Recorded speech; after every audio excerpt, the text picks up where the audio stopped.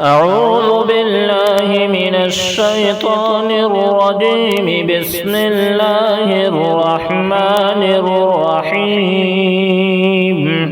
هل أتاك حديث الغاشية؟ وجوه يومئذ خاشعة عاملة ناصبة تصلى نارا حامية تسقى من عين آنية ليس لهم طعام إلا من ضريع لا يسمن ولا يغني من جوع.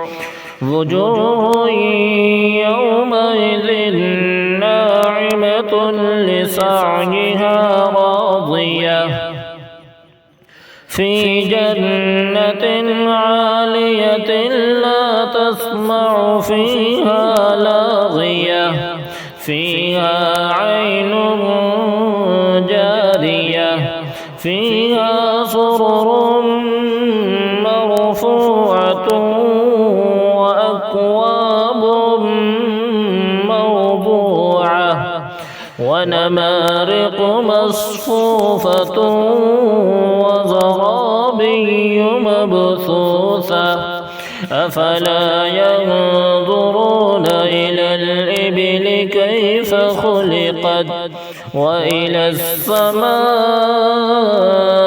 كيف رفعت وإلى الجبال كيف نصبت وإلى الأرض كيف سطحت. فذكر إنما أنت مذكر لست عليهم بمسيطر إلا من تولى وكفر فيعذبه الله العذاب الأكبر. إن إلينا إيابهم ثم إن علينا حسابهم.